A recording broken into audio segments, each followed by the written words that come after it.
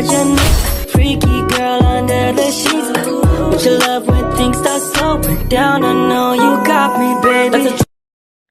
Halo semuanya, perkenalkan nama saya Melita dengan NIM 2406126578 dari kelas Agribisnis C. Di sini saya akan mempresentasikan materi tentang penyusunan dokumen perencanaan program agribisnis yang dimana ini untuk memenuhi salah satu nilai tugas mata kuliah pemberdayaan masyarakat yang diampu oleh Bapak Meki Herlon SPMSI.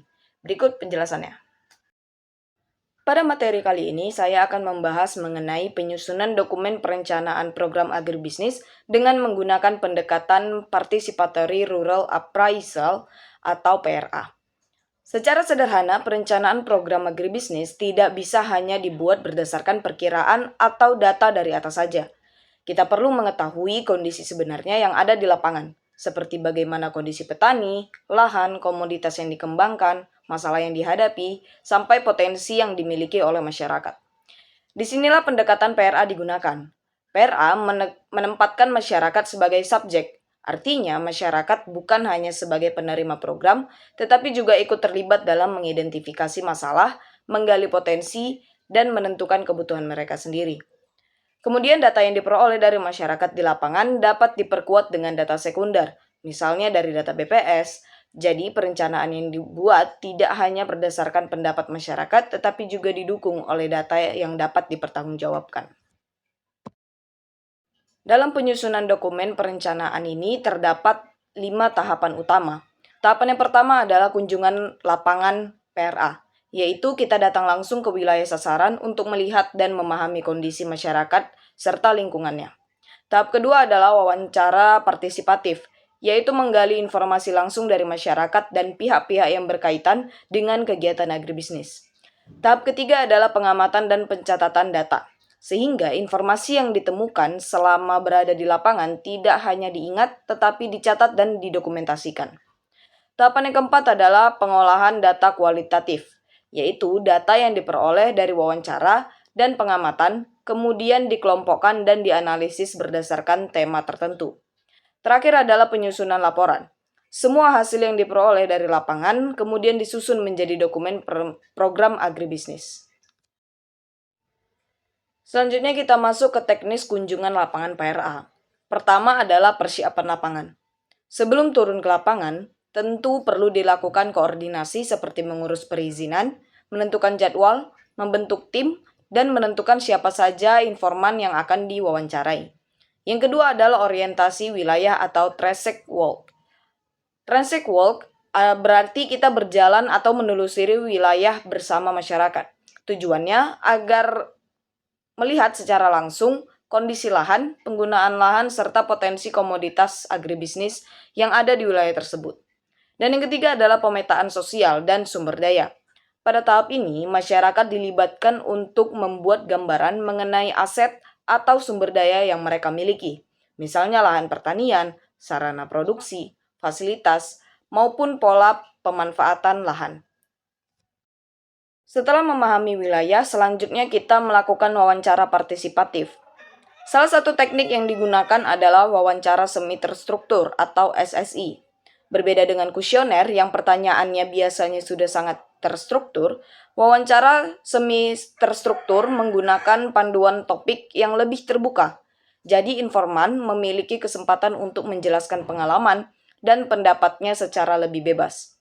Selain wawancara individu, kita juga dapat menggunakan FDG atau Focus Group Discussion.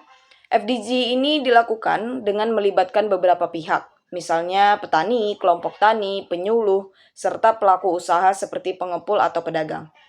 Dalam proses ini, fasilitator harus bersikap netral. Artinya, fasilitator tidak boleh memaksakan pendapat atau mengarahkan informan agar memberikan jawaban tertentu.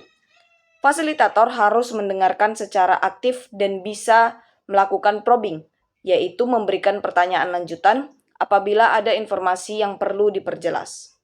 Informan juga perlu dibuat beragam supaya informasi yang diperoleh tidak hanya berasal dari satu sudut pandang saja. Dengan begitu, perencanaan program yang dibuat bisa lebih lengkap. Selain wawancara, kita juga membutuhkan pengamatan langsung di lapangan. Pengamatan dapat dilakukan dengan melihat kondisi lahan dan praktik budidaya yang dilakukan petani. Kita juga dapat melakukan dokumentasi berupa foto dan pemetaan lokasi menggunakan GPS secara partisipatif. Kemudian, kita juga dapat menelusuri rantai pasok hasil pertanian.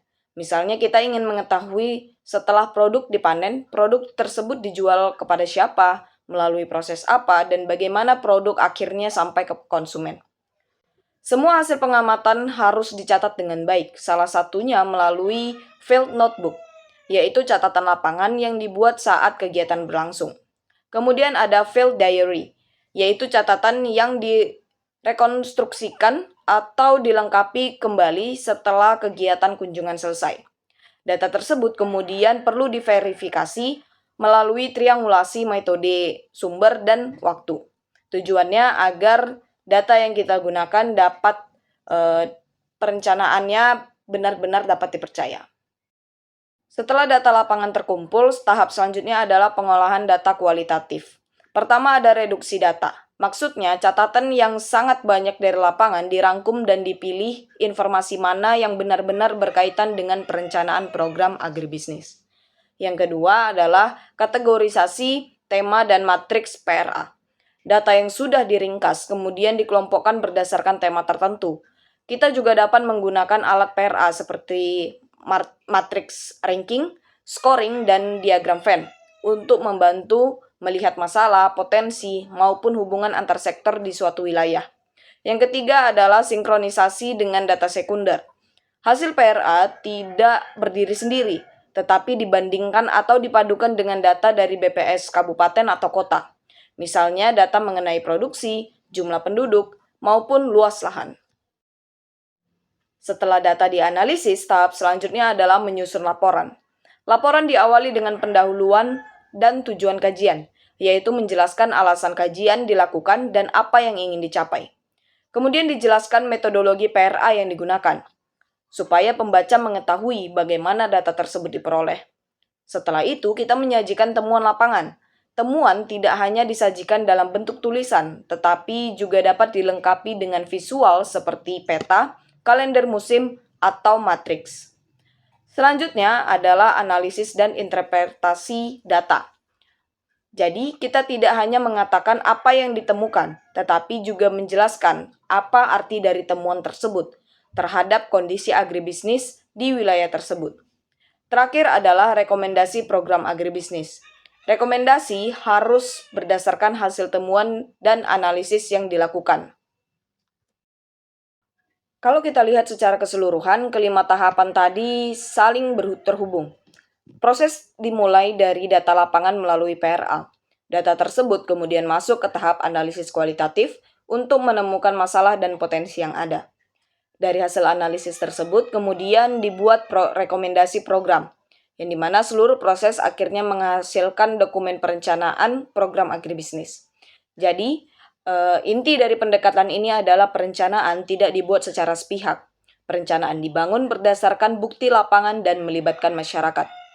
Dokumen yang dihasilkan juga tetap terbuka untuk diverifikasi kembali apabila di kemudian hari ditemukan informasi atau data baru di lapangan. Jadi, dapat disimpulkan bahwa penyusunan dokumen perencanaan program agribisnis dengan pendekatan PRA dimulai dari memahami kondisi masyarakat dan wilayah secara langsung, mengumpulkan serta memverifikasi data, melakukan analisis, kemudian menyusun rekomendasi berdasarkan kebutuhan dan potensi yang ditemukan. Dengan pendekatan ini, masyarakat tidak hanya menjadi penerima program, tetapi ikut terlibat dalam perencanaan. Dengan begitu, program agribisnis yang dihasilkan diharapkan lebih sesuai dengan kondisi dan kebutuhan nyata di lapangan. Sekian penjelasan dari saya mohon maaf apabila terdapat kesalahan dalam penyampaian materi. Terima kasih.